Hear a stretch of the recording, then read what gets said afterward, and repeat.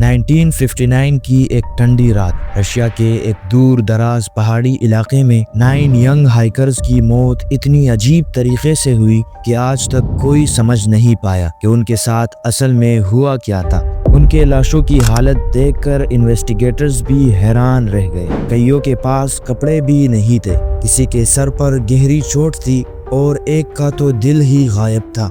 ये मिस्ट्री डेटलोव पास इंसिडेंट कहलाती है, एक ऐसी कहानी जो अभी तक सॉल्व ना हो सकी। लेकिन ये हाइकर्स कौन थे? क्या उनकी मौत किसी सुपर नेचुरल फोर्स का नतीजा थी, या वो किसी सीक्रेट मिलिट्री एक्सपेरिमेंट का शिकार हुए, या फिर ये सिर्फ एक अनफॉर्चुनेट एक्सीडेंट था? आज से 66 साल पहले 1959 में रशिया को सोवियत यूनियन कहा जाता था, जो कि अपने सख्त दिनों से गुजर रहा था। इसी दौर में इगोर डेटलोव, जो एक 23 साल के एक्सपीरियंस हाइकर थे, एक डेयरिंग एक्सपीडिशन प्लान करता है। इस ट्रिप का मकसद यूराल माउंटेन्स की एक मुश्किल और बर्फ से ढकी हुई जगह तक पहुंचना था, जिसे ओटोटन माउंटेन कहा जाता है। ये कोई आम ट्रिप नहीं थी, बल्कि सोवियत हाइकिंग क्लासिफिकेशन के मुताबिक ये एक ग्रेट थर्ड डिफिकल्टी लेवल की जर्नी थी, जो सिर्फ उन लोगों के लिए होती है जो एक्सट्रीम कोल्ड और टफ टेरेन्स को हैंडल कर सकते हैं। डेटलोव ने अपनी टीम केयरफुली सिलेक्ट की। सब लोग यंग, फिजिकली फिट और एक्सपीरियंस हाइकर थे। ये टीम पूरे 10 लोगों की थी, मगर एक हाइकर यूरी यूडिन ट्रिप के दौरान बहुत बीमार हुए, क्योंकि उन्होंने कई दिनों तक ट्रेन्स, बसेस, ट्रक और घोड़ों पर सफर किया था, जिसकी वजह से वो 28 जनवरी को वापस चले जाते हैं, और शायद उसकी जान भी इसी वजह से बच गई। और अब बचे हैं 9 हाइकर्स। 1 फरवरी 1959 सर्दी भरी रात थी। डेटलोव टीम ने खुलात सयाखल, जो कि मानसी ट्राइब की जुबान में डेथ माउंटेन कहलाता है, उस पर ये लोग अपना कैंप सेट करते हैं। इस जगह का मौसम एक्सट्रीम था और टेम्परेचर -30 तक गिर सकता था, लेकिन ये एक्सपीरियंस्ड हाइकर थे और उन्हें कॉन्फिडेंट था कि वो इस एक्सट्रीम कंडीशंस को हैंडल कर सकते हैं। इस ट्रिप में 16 दिन लगने थे, लेकिन पूरे 31 दिन बाद भी कोई वापस नहीं आया। डेटलोव ग्रुप की एक्सपेक्टेड रिटर्न डेट आई और चली गई। जब उनका कोई मैसेज नहीं आया तो उनके फैमिलीज ने अथॉरिटीज को कांटेक्ट किया। सोवियत यूनियन ने एक सर्च ऑपरेशन स्टार्ट किया, और जो उन्होंने देखा वो आज तक दुनिया को हैरान कर रहा है। जब रेस्क्यू टीम 26 फरवरी को डेटलोव पास पहुंची तो सबसे पहली चीज जो मिली वो था उनका कैंप, जो बिल्कुल तबाह हो चुका था।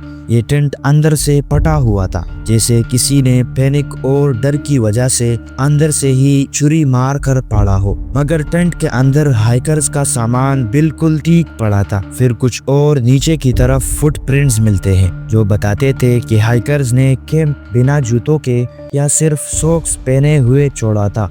ये फुटप्रिंट्स ½ किलोमीटर तक बर्फ में चपे हुए थे, लेकिन उसके बाद कहीं गायब हो गए। जैसे ही टीम ने कुछ और दूर उसी डायरेक्शन में नीचे की तरफ ढूंढना शुरू किया तो पहले 2 लाशें मिली, यूरी और जॉर्जी की। दोनों सिर्फ अंडरवेयर में थे। ऐसा लग रहा था कि वो टेंट से दूर भागने की कोशिश कर रहे थे। उनके हाथ और पैर आग में जलने की वजह से काले हो चुके थे, जैसे उन्होंने किसी तरह से आग जलाकर बचाव करने की कोशिश की हो।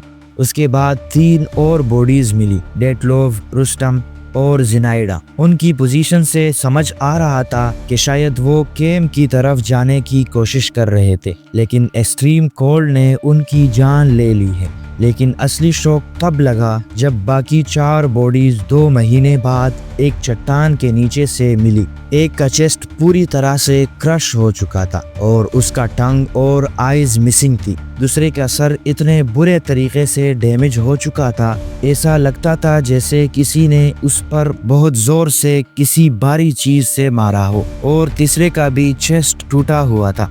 सबसे हैरत की बात यह थी कि इनके अंदर की इंजरीज ऐसे थी जैसे किसी बहुत पावरफुल फोर्स ने मारा हो, लेकिन उनके स्किन पर कोई एक्सटर्नल जख्म नहीं थे। ऐसा लग रहा था जैसे हाई प्रेशर ब्लास्ट से इंजरी हुई हो। टेंट से एक डायरी भी मिली, जो कि डेटलोव की थी, जिसमें उन्होंने अपने सफ़र के बारे में लिखा था। उनकी आखिरी लाइंस ये थी, अब हम बर्फ के बीच में हैं, सब लोग थके मगर खुश है, कल का दिन मुश्किल होगा मगर हम तैयार है। یہ آخری الفاظ ان کی امید اور جذبات کا اظہار کرتے ہیں، مگر کسی کو اندازہ نہیں تھا کہ یہ ان کی آخری رات ہوگی۔ ان میں سے 2 ہائیکرز کے شرٹ سے ریڈیو ایکٹیو مٹیریل کے پارٹیکلز ملے۔ جب ان کے فٹ پرنٹس کو کیئرفلی آبزرو کیا گیا تو ایسا لگ رہا تھا کہ وہ بالکل ریلیکس طریقے سے برف کے اوپر سے گزرے ہیں۔ ایسا کہیں بھی نہیں لگ رہا تھا کہ وہ بھاگے ہیں۔ اس کا مطلب ہے کہ جو خطرہ تھا وہ صرف ٹینٹ کے اندر ہی تھا۔ گورنمنٹ نے ان کی موت کی وجہ ہائپوترمیا یعنی لو باڈی ٹیمپریچر بتا کر کیس کو بند کر دیا، مگر لوگوں نے آواز اٹھائی، خاص طور پر جب ان کے کپڑوں سے ریڈیو ایکٹیو پارٹیکلز ملے تو سب کے مائنڈ میں یہ بات آئی کہ شاید یہ سوویت یونین کے نیوکلیئر ٹیسٹنگ کا نتیجہ ہے۔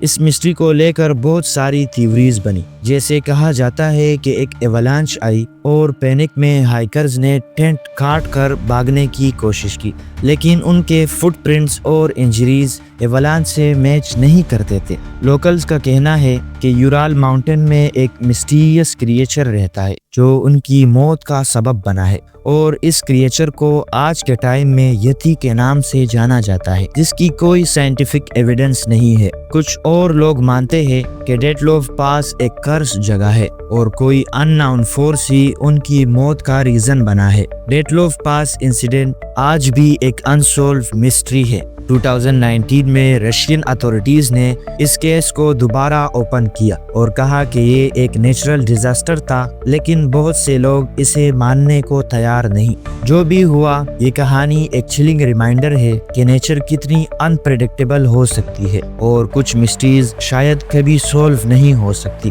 آپ کو کیا لگتا ہے، کیا ڈیٹلوف پاس انسیڈنٹ صرف ایک نیچرل ایکسیڈنٹ تھا یا کچھ اور؟ اسکرین پر آپ کے لیے کچھ اور ویڈیوز ہے، انہیں دیکھنا نہ بھولیے گا۔ تو اسی کے ساتھ اپنی اس ویڈیو کو اینڈ کرتے ہیں اور ملتے ہیں نیکسٹ ویڈیو میں۔